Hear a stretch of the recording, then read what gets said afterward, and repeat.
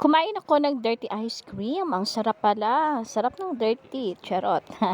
O, syempre, di ba, pag dirty, masarap nga. O, ayan, sa dinidilaan, ayan, hinihimas, at hinahawakan. Ganyan kumain ng dirty ice cream. Mga palangga, mga lalabels. So, ayan, kasama ko ang aking papa sugar. Charot. So, actually, galing kami dyan sa, sa libing. O, nakikain, libre na ang aming pananghalian. So, habang kami sa daan pauwi.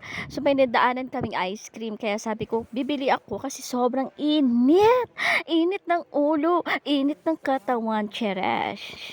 So ayan at marami din akong taong dinadaanan. Hindi ko lang pinapakita kasi gusto ko ako lang magandang person.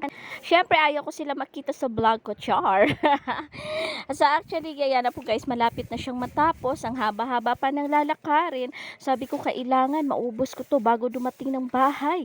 Kasi marami akong alagang aso. Baka naman makishare sila. Kasi yung mga alaga kong aso sa bahay, kung ano yung kinakain ko, amoy na amoy, pumapasok sa loob ng bahay. At ayun, nangungulit. So ayan, at dumaan kami dito sa mapusok na kabundukan ng Kalangitan. Churot. So ayan, at dito kami dumaan, nag-shortcut kami para mabilis lang ang pagdating sa bahay. Kasi sobrang init ng panahon. So ayan guys, binibilisan ko talaga dyan ang pagkain kasi malapit na kami sa bahay.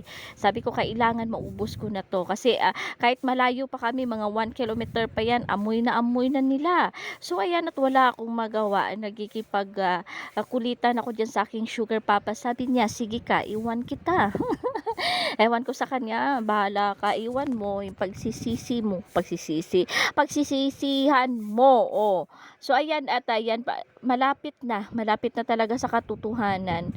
So mapusok na kagubatan ng aming dinaanan. So sabi ko maupo muna ako dito kasi hindi pa tapos, baka maabutan ako, hingi mga yun. So ayan, sabi ko sa kanya, mauna ka nang umuwi. Ayun pala, binidyuhan ako. So ayan, kaya kailangan magpapakyut ako. At diba? Char, kailangan talaga. Sabi niya sa akin, sabay na tayo. Actually, malapit na lang yan sa bahay. Pero ang layo pa sana. Andito narinig na nila at damanan nila. So, ayan, at nakitakbuhan yung dalawa. Pero ganyan yung mga aso ko, love na love ko. Kasi nga kung anong sasabihin ko, sinusunod nila. Ay, banggation. No. No. Hi. Hi. Hi. To. Hi. Hi. Hi. Hi. Ay, dali na hawag dun. Dali.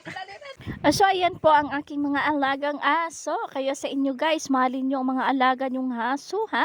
Hanggang dito na lang. This is Lovely. Bye!